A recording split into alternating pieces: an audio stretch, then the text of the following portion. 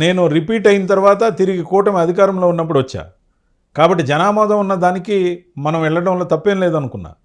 అంతేకాదు నేను ఆ రోజున వ్యతిరేకించిన తెలుగుదేశం పార్టీలోకి వెళ్ళా, జనసేనలోకి వెళ్ళా, జాతీయ పార్టీ అయిన బీజేపీలోకి వెళ్ళా. కానీ బీజేపీ కూటమి ధర్మంలో ఉంది కాబట్టి ఖచ్చితంగా ఆ ధర్మం పాటిస్తూ చంద్రబాబు నాయుడు గారు, పవన్ కళ్యాణ్ గారు ఏమన్నా నిర్ణయాలు తీసుకుంటే వాటిలో లోటుపాట్లు ఉన్నా కూడా నేను సమర్థించాల్సిన పరిస్థితుల్లో నేనున్నా.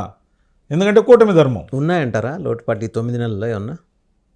రాజకీయాల్లో తీసుకునే ప్రతి నిర్ణయాన్ని ప్రతి ఒక్కరూ విమర్శించే కోణం ఉంటుంది, ప్రశంసించే కోణం తక్కువ ఉంటుంది.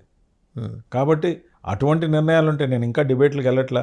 మన ఈ మధ్య ఒకే ఒక్క డిబేట్ సివిఆర్లో చేశా, ఒకే ఒక్క డిబేట్ ఏబిఎన్లో చేశా. ఇంకా ఏ డిబేట్లకు స్టార్ట్ చేయలేదు.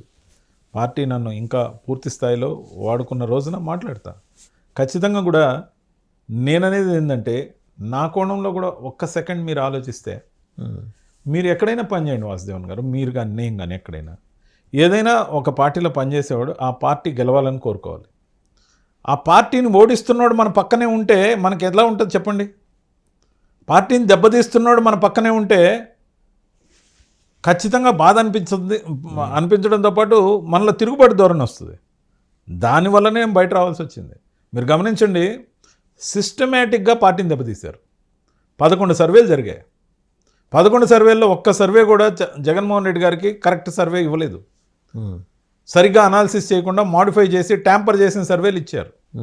అభ్యర్థుల విషయంలో ఐప్యాక్ మోసం చేసింది. ఐప్యాక్ని నియంత్రించింది కూడా ఈ కోటరీయే. ఎందుకంటే పేమెంట్ ఈ కోటరీ ద్వారా ఐప్యాక్కి వెళ్ళేది. సో వీళ్ళు అలా చెప్తే వాళ్ళు అలా సర్వే రిపోర్ట్ సర్వేతోనూ కాదు, నినాదాలు అతిశయం. Why not 175?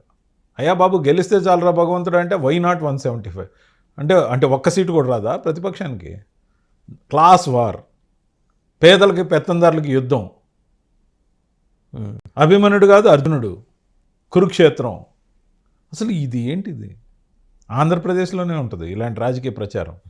ఈ యాక్టివిటీ రిపోర్ట్స్ వైఎస్ఆర్సీపీ 5 ఏళ్లలో ఆయన ప్రసంగాలన్నీ మొత్తం పురాణాలను బేస్ చేసుకుని నడిచినాయి. ఆయన ఫిలాసఫీ ఏమో జెరూసలం ఫిలాసఫీ, ప్రసంగాలన్నీ ఏమో పురాణాలు, భారతాలు, రామాయణాలు వీటి మీద బేస్ చేసుకుని నడిచింది. ఎందుకని అంత ఇన్ఫ్లుయెన్స్లోకి జగన్మోహన్ రెడ్డి గారు ఎందుకు వెళ్లాల్సి వచ్చింది?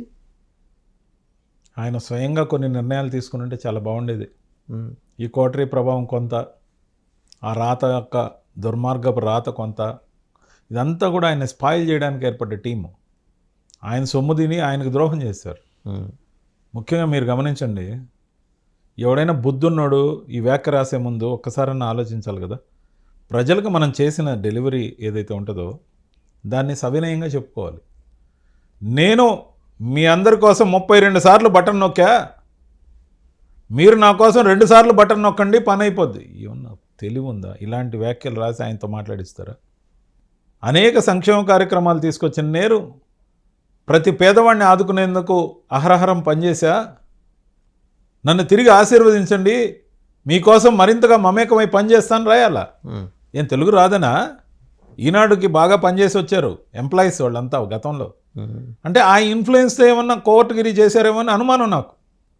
అరే 3 సంవత్సరాల పాటు ఒక జాతీయ అధికార ప్రతినిధిగా ఉన్న నాకు ఒక్క ప్రెస్ మీట్ కూడా ఇవ్వలేదండి. ఏం ప్రెస్ మీట్లు అమ్ముకున్నారా? అమ్ముకున్నారనే ఆరోపణలు ఉన్నాయి. ఆ ప్రెస్ మీట్లకు రాసే స్క్రిప్ట్లు అమ్ముకున్నారనే ఆరోపణలు ఉన్నాయి. అసెంబ్లీలో మాట్లాడించిన దుర్మార్గమైన స్క్రిప్ట్లు రాసిచ్చి అమ్ముకున్నారనే ఆరోపణలు ఉన్నాయి. ఏం రాసిచ్చినా అమ్ముకుంటారా? నమ్ముకున్న వాళ్ళకి వ్యతిరేకంగా రాస్తారా? సిపిఆర్ఓగా పనిచేసిన వ్యక్తి, చీఫ్ పబ్లిక్ రిలేషన్ ఆఫీసర్గా ఉండాల్సిన వ్యక్తి అన్ని